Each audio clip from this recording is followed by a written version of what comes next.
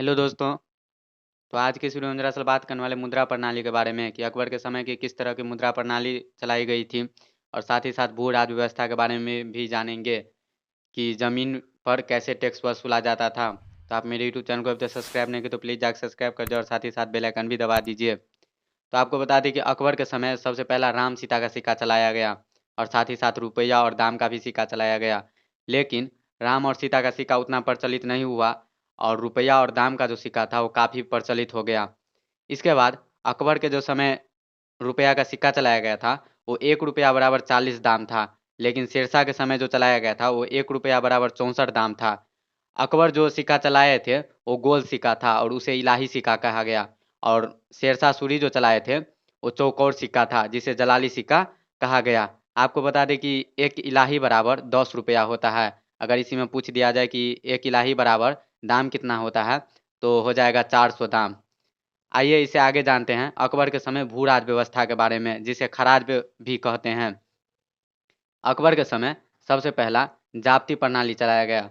इसमें क्या था, तो भूमि के आकार के हिसाब से, यानी कि भूमि की लंबाई चौड़ाई के हिसाब से आपसे टैक्स वसूला जाएगा।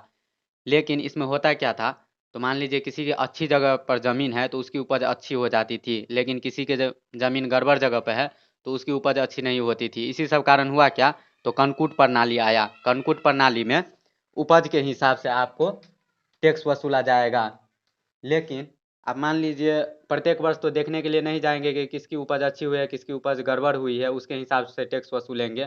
तो इस सब के कारण टोडरमल ने आयन 10 साल की प्रणाली लाई, जिसमें देखा जाता था कि 10 वर्षों में किस तरह का उपज हुआ है, उसके हिसाब से जो 10 वर्ष का औसत रहता था उसके हिसाब से टैक्स वसूला जाता था।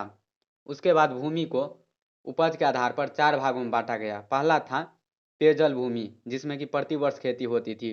उसके बाद था प्रतिभूमि। प्रतिभूमि में 1 साल के अंतराल पर, यानी कि 1 वर्ष के अंतराल पर जो खेती होती थी उसे प्रतिभूमि कहा गया। इसके बाद चाचर भूमि, जिसमें कि 4 वर्ष के अंतराल पर खेती होती थी, उसे चाचर खेती कहा गया। उसके बाद था बंजर भूमि, जहाँ पर कोई उपज ही नहीं होती थी, प्रत्येक साल ऐसे ही रहता था, खाली पड़ा रहता था, उसे बंजर खेती कहा गया। आइए इसे आगे जानते हैं। लगान के वसूली के आधार पर भूमि को 4 भागों में बांटा गया। पहला खालस भूमि। खालस भूमि वो था जो कि सरकारी भूमि था, उस पर मान लीजिए कुछ करे चाहे नहीं करे, चाहे खाली पड़ा रहे, उससे कोई मतलब नहीं, उस पर टैक्स वो नहीं वसूला जाएगा। इसके बाद था जागी भूमि।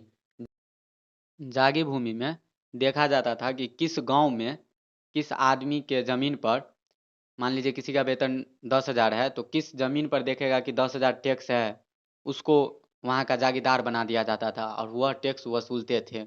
इसके बाद है पैबाकी भूमि, जो कि सरकार के अधीन रहता था, और यह भूमि जागीरदार सब के लिए रखा जाता था।